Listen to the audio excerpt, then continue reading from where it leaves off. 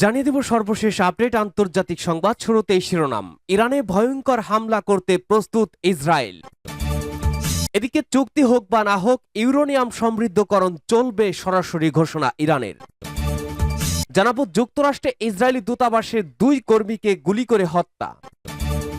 এদিকে ইয়েমেন থেকে ক্ষেপণাস্ত্র হামলা, আতঙ্কে ইসরায়েলের বাসিন্দারা, লক্ষাধিক বাসিন্দা আশ্রয় কেন্দ্রে।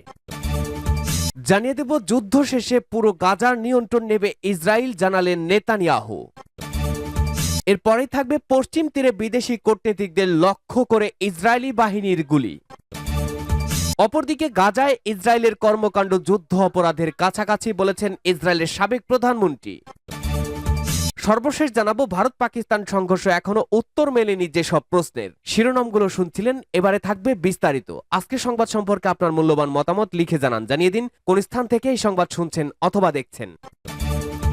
ইরানে ভয়ঙ্কর হামলা করতে প্রস্তুত ইসরায়েল। পরমাণু কর্মসূচি নিয়ে যুক্তরাষ্ট্রের সঙ্গে ইরানের চলমান আলোচনায় অগ্রগতি না হলে ইরানে পরমাণু স্থাপনাগুলোর উপরে সামরিক হামলার প্রস্তুতি নিচ্ছে ইসরায়েল। এক্সিওস জানিয়েছে বিষয়টির সঙ্গে ঘনিষ্ঠ 2 ইসরায়েলি সূত্র এ তথ্য নিশ্চিত করেছে। সূত্র জানায় ইসরায়েলি গোয়েন্দা বিশ্লেষণে সাম্প্রতিক সময়ে বড় ধরনের পরিবর্তন এসেছে। এর আগে আলোচনা সফল হওয়ার সম্ভাবনা থাকলেও এখন পরমাণু আলোচনা ভেঙে পড়ার আশঙ্কা করা হচ্ছে। সূত্র জানিয়েছে ইসরায়েলি সেনাবাহিনী মনে করছে হামলার কার্যকর সুযোগ দ্রুতই বন্ধ হয়ে যেতে পারে, ফলে কূটনীতি ব্যর্থ হলে দ্রুত সিদ্ধান্ত নেওয়া প্রয়োজন হবে। যদিও কেন দেরি করলে সফলতা কমে যাবে তা প্রকাশ করেনি তিনি। সিএনএন-এর একটি প্রতিবেদনের বরাত দিয়ে তারা বলছে ইসরায়েল এরই মধ্যে বিস্তৃত সামরিক মহড়া ও লজিস্টিক প্রস্তুতি শুরু করেছে। সূত্র জানিয়েছে অনেক প্রশিক্ষণ হয়েছে এবং যুক্তরাষ্ট্র সবকিছু দেখছে ও বুঝছে। ইসরায়েল হামলার প্রস্তুতি নিচ্ছে, তবে এই অভিযান হবে না কোনো একক হামলা, বরং এটি হবে সপ্তাহব্যাপী জটিল সামরিক অভিযান, যার ফলে মধ্যপ্রাচ্যে ব্যাপক নিরাপত্তা ঝুঁকি তৈরি হতে পারে। এদিকে ইসরায়েলের প্রধানমন্ত্রী বেনিয়ামিন নেতানিয়াহু ইরান ও যুক্তরাষ্ট্রের আলোচনা ভেঙে পড়ার অপেক্ষায় আছেন। মার্কিন প্রেসিডেন্ট ডোনাল্ড ট্রাম্প আলোচনায় হতাশ হয়ে ইসরায়েলের আক্রমণকে পরোক্ষ সম্মতি দিতে পারেন। এক মার্কিন কর্মকর্তা এক্সিওসকে বলেন ইসরায়েলকে নিয়ে হোয়াইট হাউস উদ্বিগ্ন, কারণ নেতানিয়াহু ওয়াশিংটনের আনুষ্ঠানিক অনুমোদন ছাড়াই হামলা চালাতে পারেন। উল্লেখ্য, 5ম দফা ইরান মার্কিন পরমাণু আলোচনা আগামীকাল শুক্রবার রোমে হওয়ার কথা রয়েছে। এর আগের দফায় হোয়াইট হাউসের দূত স্টিভ উইটকফ ইরান প্রতিনিধিকে একটি লিখিত প্রস্তাব দেন। এটি সামান্য আশা তৈরি করলেও বর্তমানে ইরানের ইউরেনিয়াম সমৃদ্ধকরণ অব্যাহত রাখার দাবিতে আলোচনা স্থবির হয়ে আছে। চুক্তি হোক বা না হোক ইউরেনিয়াম সমৃদ্ধকরণ চলবে বলেছে ইরান। পরমাণু চুক্তি হোক বা না হোক ইউরেনিয়াম সমৃদ্ধকরণ চলবে বলে জানিয়েছে ইরান। পরমাণু ইস্যুতে যুক্তরাষ্ট্রের সঙ্গে 5ম দফায় পরোক্ষ আলোচনার সামনে রেখে একথা বলেছেন দেশটির পররাষ্ট্রমন্ত্রী আব্বাস আরাঘচি। ইরানের পার্লামেন্টও বলছে নিজেদের পরমাণু অধিকার তারা কোনো চাপেই ত্যাগ করবে না।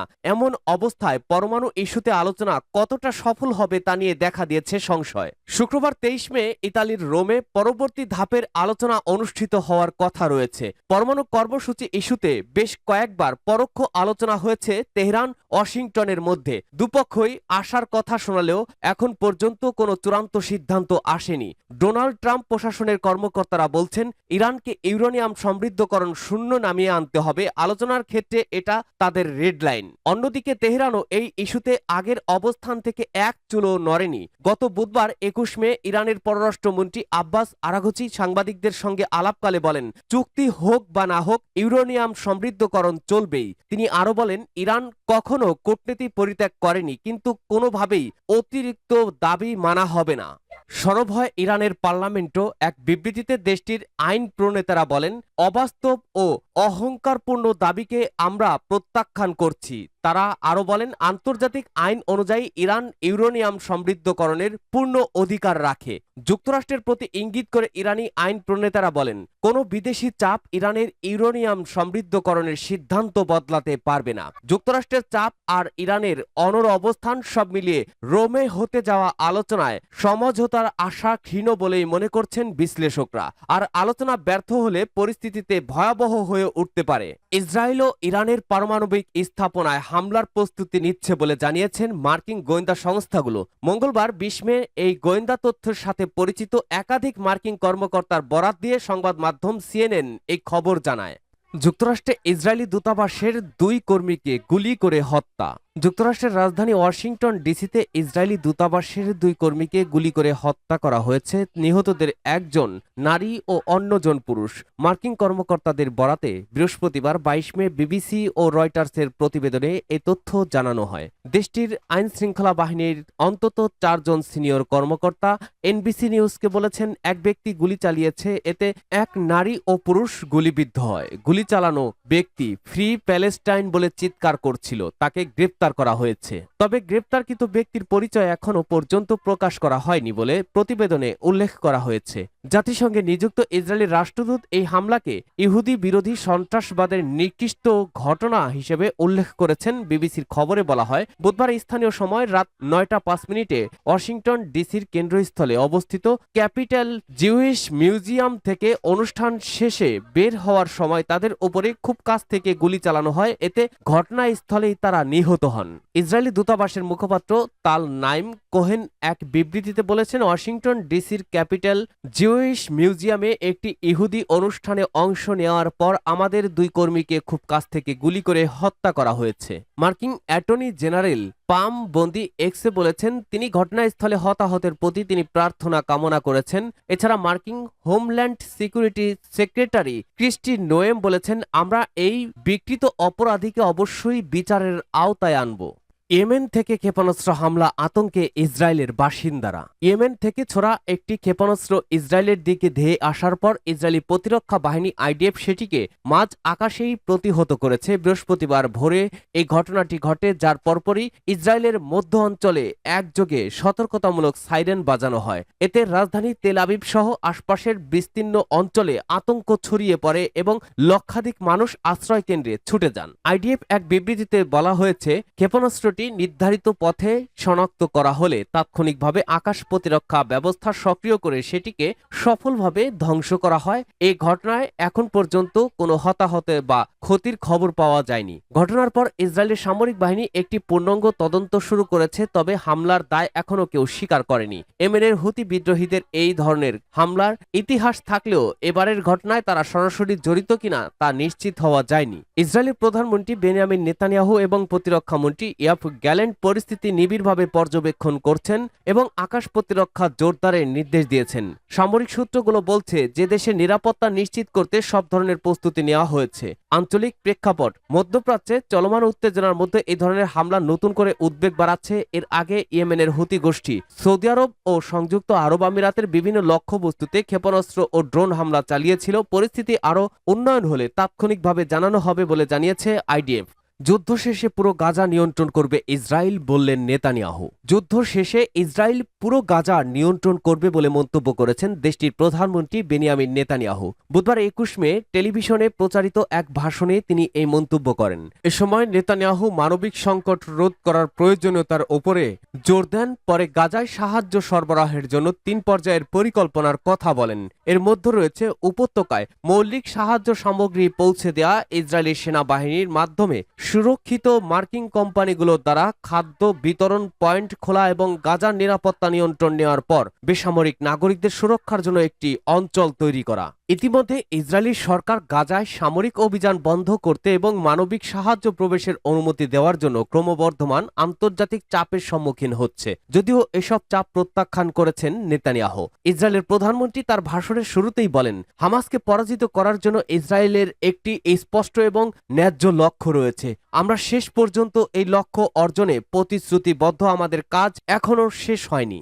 পশ্চিম তীরে বিদেশি কূটনীতিকদের লক্ষ্য করে ইসরায়েলি বাহিনীর গুলি। ফিলিস্তিনের দখলকৃত পশ্চিম তীরে বিদেশি কূটনীতিককে লক্ষ্য করে গুলি চালিয়েছে ইসরায়েলি বাহিনী। বুধবার 21 মে এক প্রতিবেদনে এ তথ্য নিশ্চিত করেছে ব্রিটিশ সংবাদ মাধ্যম বিবিসি। প্রতিবেদনে বলা হয়, ফিলিস্তিনের জেনিন শহরের একটি শরণার্থী শিবিরে মানবিক পরিস্থিতি পর্যবেক্ষণে গিয়েছিলেন মধ্যপ্রাচ্য, ইউরোপীয় ও পশ্চিমা কূটনীতিকদের 20 জনের একটি প্রতিনিধি দল। প্রত্যক্ষদর্শীরা জানান, জেনিন শরণার্থী শিবিরের প্রবেশ প্রবেশ পথে অবস্থান করছিলেন। প্রতিনিধিরা স্থানীয় সময় দুপুর 2টার দিকে চলমান পরিস্থিতি নিয়ে ব্রিফ করছিল ফিলিস্তিন কর্তৃপক্ষ। হঠাৎ শুরু হয় গোলাগুলি, মুহূর্তেই ছড়িয়ে পড়ে আতঙ্ক, ছোটাছুটি শুরু করেন কূটনীতিকরা। তবে এ ঘটনায় হতাহতের কোনো খবর পাওয়া যায়নি। অপরদিকে ইসরায়েলি সেনাবাহিনীর দাবি, অনুমোদিত রুট ব্যবহার না করায় সতর্কতামূলক গুলি ছোড়া হয়, যদিও পরবর্তীতে এ ঘটনার জন্য দুঃখ প্রকাশ করে তেল আবিব। গাজায় ইসরায়েলের কর্মকাণ্ড যুদ্ধ অপরাধের কাছাকাছি বলেছেন সাবেক প্রধানমন্ত্রী। ইসরায়েল গাজায় যা করছে তা যুদ্ধ অপরাধের খুব কাছাকাছি বলে মন্তব্য করেছেন দেশটির সাবেক প্রধানমন্ত্রী এহুদ ওলমার্ট। মঙ্গলবার ব্রিটিশ সংবাদ মাধ্যম বিবিসিকে দেওয়া এক সাক্ষাৎকারে তিনি একথা বলেন। এহুদ ওলমার্ট আরও বলেন, এই যুদ্ধের স্পষ্ট চিত্রটা এমন যে হাজার হাজার নিরীহ ফিলিস্তিনি নিহত হচ্ছেন, পাশাপাশি বহু ইসরায়েলি সেনাও মারা যাচ্ছেন। সব দিক থেকেই এটা জঘন্য ও ঘৃণিত।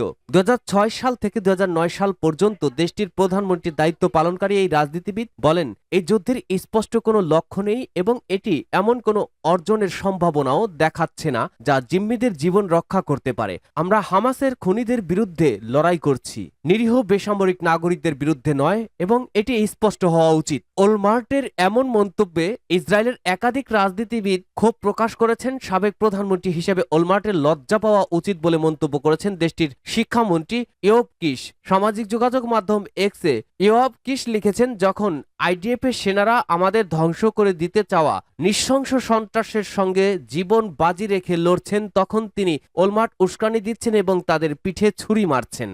ভারত পাকিস্তান সংঘর্ষ এখনো উত্তর মেলেনি যেসব প্রশ্নের। ভারত ও পাকিস্তানের সংঘর্ষ নিয়ে যুদ্ধবিরতি ঘোষণার পর 12 দিন হতে চলেছে। গত 22 এপ্রিল পেহেলগ্রামে বন্দুকধারীদের হামলায় 26 জনের মৃত্যু হয়। সেই হামলার প্রায় 15 দিন পর ভারত সীমান্ত ও নিয়ন্ত্রণ রেখার ওপারে থাকা 9টা লক্ষ্য বস্তুকে নিশানা করে সামরিক অভিযান চালায়। খবর বিবিসি বাংলার। ভারত দাবি করেছে নিশানা করা লক্ষ্যবস্তুগুলো সন্ত্রাসীদের ঘাঁটি ছিল।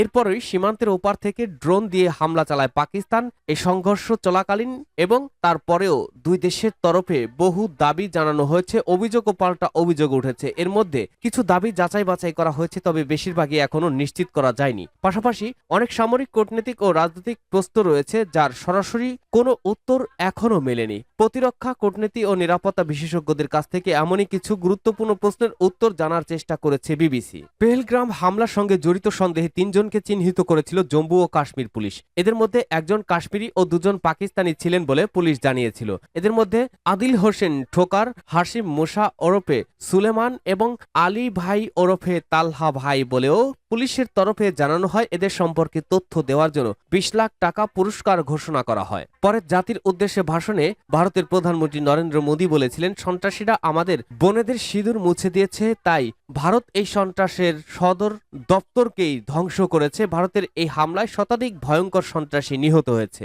কিন্তু এখনো যে প্রশ্ন থেকে যাচ্ছে তা হলো, পেহেলগ্রামের হামলাকারীদের কি হলো? ভারতের সেনাবাহিনী ব্রিগেডিয়ার অবসরপ্রাপ্ত জীবন রাজ পুরোহিতের কাছে এই একই প্রশ্ন করেছিল বিবিসি। উত্তরে ব্রিগেডিয়ার রাজ পুরোহিত বলেছেন, এই সন্ত্রাসীদের নির্মূল করা কঠিন, কারণ তাদের চারপাশে স্থানীয় সমর্থকদের একটা নেটওয়ার্ক রয়েছে। দ্বিতীয়ত, তারা পাকিস্তানের কাছ থেকে সাহায্য পায়।